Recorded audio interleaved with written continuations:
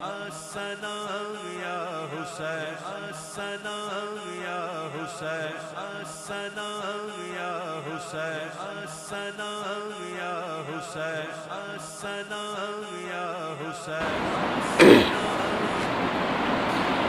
ابن زیاد اور اسیران کربلا۔ پھر یہ اہل بیت کے بقیہ افراد ابن زیاد کے پاس پیش کیے گئے۔ سیدہ زینب نے کنیزوں کا سا پرانا بوسیدہ لباس پہن کر اپنی حیت کو بدل لیا۔ ابن زیاد نے پوچھا یہ کون ہے؟ آپ نے جواب نہیں دیا۔ دوسری مرتبہ تیسری مرتبہ بھی جواب نہیں دیا۔ ایک اور خاتون نے کہا کہ یہ زینب بنت فاطمہ ہے۔ اس مردود نے جو جملے کہے نقل کفر نباشت معاذ اللہ، کہا کہ خدا کا شکر ہے جس نے تمہیں رسوا کیا اور ہماری جدتوں کو جھٹلایا، معاذ اللہ۔ شیر خدا کی بیٹی بی بی زینب، میں نے کہا نا کہ اب سپہ سالار یہی ہیں اس قافلے کی، جواب دیا خدا کا شکر ہے کہ جس نے ہمیں بوجہ اولاد محمد ہونے کے معظم کیا، مکرم کیا اور ہمیں پاک کیا، جیسا کہ حق ہے پاک کرنے کا، نہ کہ جیسا تو نے کہا۔ بلا شبہ فاسق و فاجر ہی رسوا ہوں گے اور جھٹلائے جائیں گے۔ ظالم کہنے لگا کہ تم نے دیکھا کہ خدا نے تمہارے اہل بیت کے ساتھ کیا سلوک کیا؟ لوگ ابھی بھی کہتے ہیں کہ یزید نے کچھ نہیں کیا۔ ہم نے کہا یہ یزید کا سرغنہ تھا، اس کی زبان اتنی گزبر کی ہے کہ اہل بیت اطہار کے لیے جو منہ میں آتا ہے بکواس کرتا جا رہا ہے، اور مورخین نے ان کو لکھا ہے، تو پیچھے یزید کیا ہوگا جو اس کا سرغنہ ہے۔ سیدہ زینب نے کیا فرمایا کہ ان کے لیے شہادت مقدر ہو چکی تھی اور وہ مقتل گئے، اور عنقریب وہ اور تم دونوں اللہ کے حضور حاضر ہوگے، اور اس وقت وہ اللہ کے سامنے اس بات کا انصاف ہوگا کہ کس نے کیا کیا۔ یہ دندان شکن جواب بی بی زینب سے سن کر غضبناک ہو کر کہنے لگا خدا نے تمہارے اہل بیت کے سرکش اور نافرمان آدمی سے میرے غصے کو ٹھنڈا کر دیا، معاذ اللہ۔ ظالم کے یہ الفاظ سیدہ زینب کو تڑپا گئے اور انتہائی درد کے ساتھ روئیں اور فرمایا کہ تو نے میرے ادھیڑوں کو قتل کیا، میرے خاندان کو تباہ کیا، میری شاخوں کو کاٹ دیا، میری جڑوں کو اکھاڑ دیا۔ اگر اسی طرح تیری تسکین اور تیرا دل ٹھنڈا ہونا تھا تو بے شک ہو گیا۔ اسی اثناء میں اس کی نظر امام زین العابدین پر پڑی، کہنے لگا یہ کون ہے، اس کا کیا نام ہے؟ تو امام زین العابدین نے فرمایا علی بن حسین۔ نام سن کر بولا خدا نے علی بن حسین کو قتل نہیں کیا؟ آپ خاموش رہے۔ کہنے لگا بولتے کیوں نہیں؟ فرمایا میرے دوسرے بھائی کا نام بھی علی تھا، ان کا قتل ہوا ہے۔ بولا نہیں، بلکہ خدا نے اسے قتل کیا۔ آپ پھر بھی خاموش رہے۔ بولا چپ کیوں ہو گئے؟ جواب تو دو۔ آپ نے قرآن کی آیتیں پڑھی۔ اب اندازہ کیجئے کہ ایسے معاملے میں بھی جن کو قرآن یاد تھا کیا شان تھی ان کی۔ اللہ یتوفی الانفس حین موتہا، اللہ جانوں کو وفات دیتا ہے ان کی موت کے وقت۔ وما کان لنفس ان تموت الا باذن اللہ، اور کوئی جان بے حکم میں خدا مر نہیں سکتی، سب کا وقت لکھا ہوا۔ یہ سن کر ابن زیاد بولا تم بھی انہی میں سے ہو؟ پھر آپ کے بلوغ کی تصدیق کروا کر آپ کے قتل کا حکم دیا گیا۔ آپ نے فرمایا ان عورتوں کو کس کے سپرد کرو گے؟ میرا سارا کا سارا خاندان تو تم نے اجاڑ دیا ہے، اب میں ایک ہوں اور یہ خواتین اور چند بچے ہیں شیرخوار، کس کے سپرد کرو گے؟ ظالم نے انتہائی سفاکی کے ساتھ حکم کو سن کر بی بی زینب بھی تڑپ گئیں اور امام زین العابدین کو اپنے ساتھ چمٹا لیا اور دردمندانہ لہجے میں فرمایا کہ ابھی تک ہمارے خون سے تمہیں سیرابی نہیں ملی؟ تم نے کس کو باقی چھوڑا؟ کیا ایک آسرا جو یہ رہ گیا ہے یہ بھی باقی نہیں رکھو گے؟ خدا کے لیے جو مصیبتیں ہم پر گزر چکی ہیں انہی پر بس کرو۔ جان نثار پھوپھی نے عابد حزین کے گلے میں ہاتھ ڈال کر کہا، ابن زیاد تجھے خدا کا واسطہ دے کر ایک سوال کرتی ہوں، اگر ان کو قتل کرو تو ان کے ساتھ مجھے بھی قتل کر دینا۔ لیکن زین العابدین پر اس وقت کوئی خوف و ہراس نہیں تھا۔ انہوں نے نہایت اطمینان اور وقار کے ساتھ فرمایا، اگر تم لوگ مجھے قتل کرنا چاہتے ہو تو قرابت داری کا لحاظ اور میرے ساتھ قرابت داری کا لحاظ اور پاس کرتے ہوئے کسی متقی اور شریف آدمی کو ان عورتوں کے ساتھ کر دو تاکہ ان کو مدینہ منورہ بآسانی پہنچا دیں۔ امام زین العابدین کی یہ بات سن کر ابن زیاد ان دونوں کا، پھوپھی اور بھتیجے کا، منہ تکتا رہ گیا۔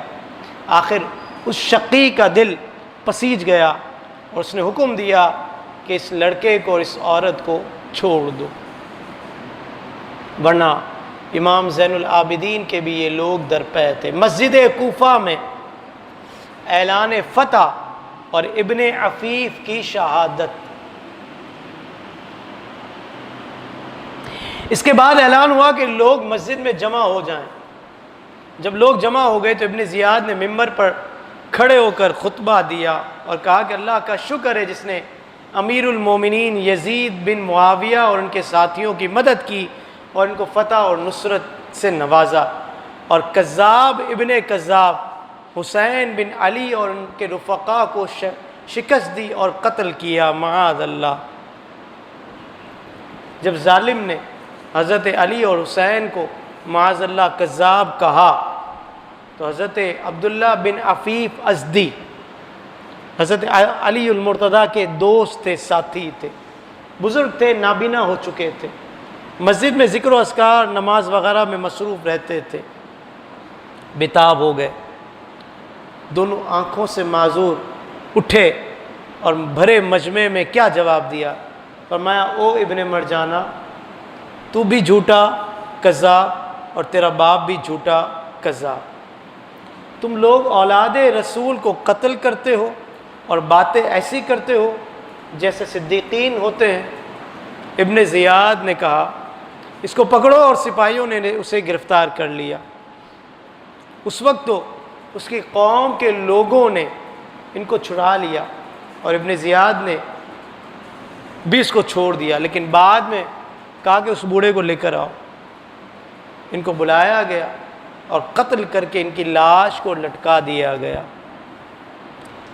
پھر ابن زیاد بدنہاد نے حکم دیا کہ اسیران اہل بیت کو قید خانے میں رکھا جائے اور امام حسین کے سر کو نیزے پر بلند کر کے کوفہ کے گلی کوچوں میں پھرایا جائے۔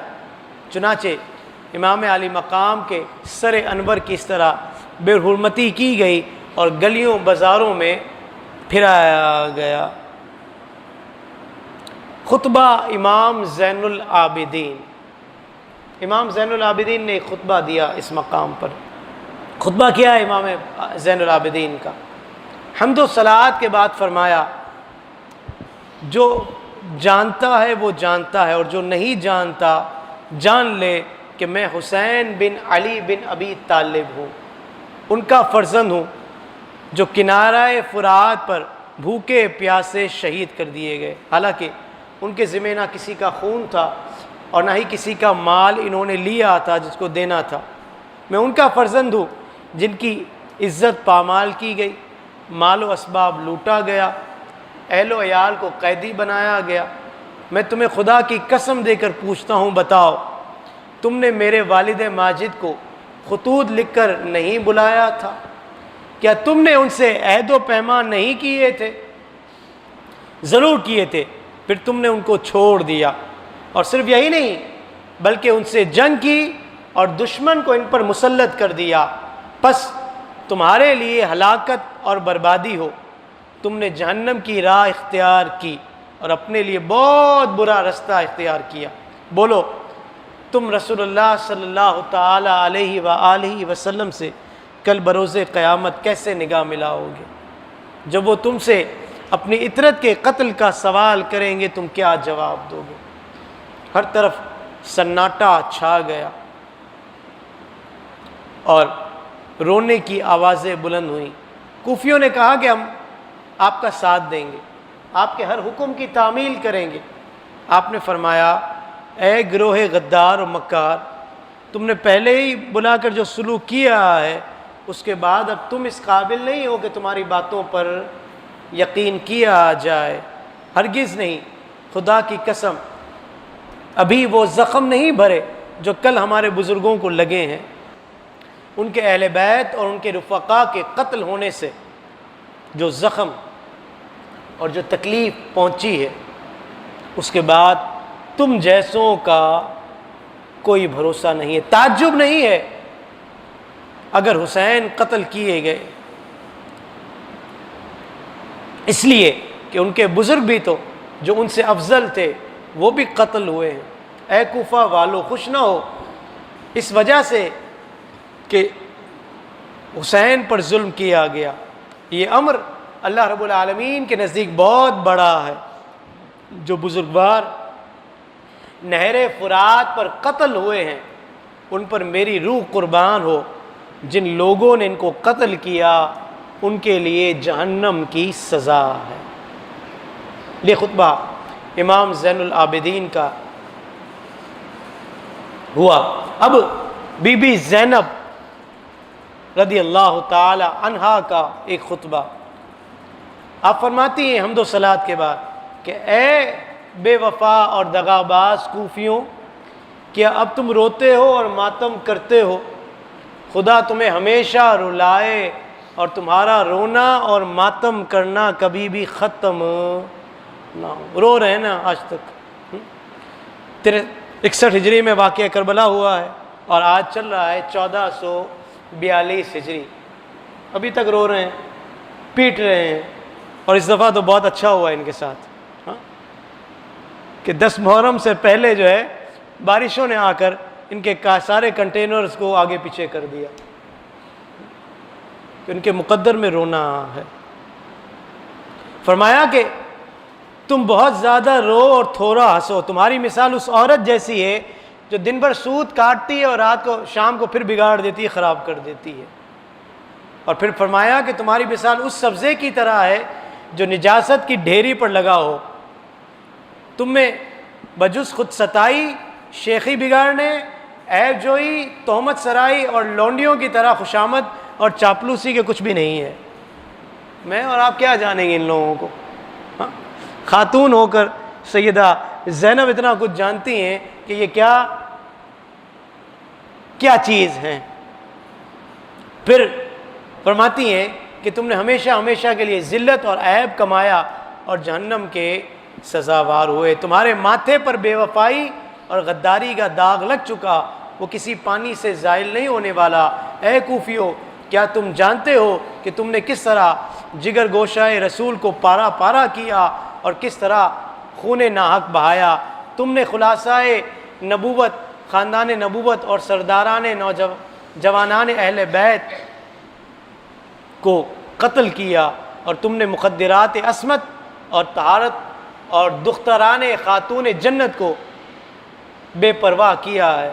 اے اہل کوفہ، تم نے اپنے لیے آخرت میں بہت برا توشہ بھیجا ہے۔ اللہ تعالیٰ تم پر غضب نازل کرے اور تمہیں ہمیشہ ہمیشہ کے لیے واصل با جہنم کرے۔ خطبہ ام کلثوم رضی اللہ عنہا، یہ بی بی زینب کی بہن تھی اور امام حسین کی بھی بہن۔ ان کا نام سنا نہیں ہوگا آپ نے، بی بی زینب مشہور ہیں اس حوالے سے، یہ بھی بہن تھی ام کلثوم۔ آپ نے بھی حمد و ثنا کے بعد ان کے لیے دعائے بد کی اور کہا اے کوفیو، تمہارا برا حال ہو جائے اور تمہارے منہ سیاہ ہوں، تم نے میرے پیارے بھائی کو بلایا اور ان کو چھوڑ دیا، ان کی مدد نہ کی، تمہاری طرف سے بے وفائی اور غداری کی وجہ سے وہ قتل ہوئے اور ان کا مال و اسباب لٹ گیا، اور اور ان کے اہل بیت قیدی ہوئے، اب تم روتے ہو اور خدا تمہیں ہمیشہ رلائے گا۔ تمہیں کیا معلوم کہ تم نے کیا ظلم کیا اور کن گناہوں کا انبار اپنے پشت پر لگا کر رکھا ہے۔ اس کے بعد ابن زیاد بدنہاد نے اشقیاء کی ایک جماعت کے ساتھ، جس میں شمر ذی الجوشن، خولی بن یزید اور حز اور زہر بن قیس شامل تھے، شہداء کے سروں کو اور اسیران اہل بیت کو یزید کے پاس بھیجنے کا اہتمام کیا۔ امام زین العابدین کے ہاتھ، پاؤں اور گردن پر بیڑیاں ڈال دی گئیں، زنجیریں ڈال دی گئیں۔ بیبیوں کو اونٹوں کی ننگی پیٹھوں پر سوار کیا گیا۔ ظالم نے اپنے سپاہیوں کو تاکید کی کہ راستے میں تشہیر کرتے ہوئے، شہرت کرتے ہوئے جانا، اور سروں کو نیزوں پر چڑھا کر لوگوں کو بتاتے ہوئے جانا کہ دیکھ لو، جنہوں نے حاکم وقت یزید کی مخالفت کی، ان کے ساتھ یہ انجام ہوتا ہے، تاکہ لوگ ڈر جائیں اور یزید کی مخالفت نہ کریں۔ راستے میں ایک منزل پر اہل کتاب کا ایک گرجا آیا، یہ لوگ رات گزارنے کے لیے وہاں ٹھہرے۔ شاہ عبدالعزیز محدث دہلوی نے لکھا ہے، یشربون النبیزا، وہ نبیز پیتے تھے۔ نبیز کہتے ہیں کھجور کو پانی جوش دیا جاتا ہے اور اس میں کھجور ڈال کر ابالا جاتا ہے، تو جو کھجور کا جو رس بن جاتا ہے، شیرہ بن جاتا ہے، اس کو نبیز کہتے ہیں۔ اور یہ نبیز دیگر چیزوں سے بھی ہوتی ہے، منقع وغیرہ سے بھی بنائی جاتی ہے، تو کہتے ہیں وہ نبیز پیتے تھے، خرما یعنی کہ شیرہ پیتے تھے۔ لیکن ابن کثیر نے جو روایت لکھی ہے اس کے الفاظ یہ ہیں کہ وَهُمْ يَشْرِبُونَ الْخَمْرَ، وہ نبیز نہیں پیتے تھے، وہ تو شراب پیتے تھے، کیونکہ نبیز کو جب پکایا جاتا ہے اور زیادہ پکایا جاتا ہے تو فقہاء کرام لکھتے ہیں کہ اس میں پھر شراب والی کیفیت پیدا ہو جاتی ہے اور خمار وغیرہ چڑھنے لگتا ہے اگر کوئی اس کو استعمال کرے۔ مزید اسلامک اور معلوماتی ویڈیوز دیکھنے کے لیے لائک، شیئر اینڈ سبسکرائب کے بٹن کو پریس کرنا ہرگز نہ بھولیں۔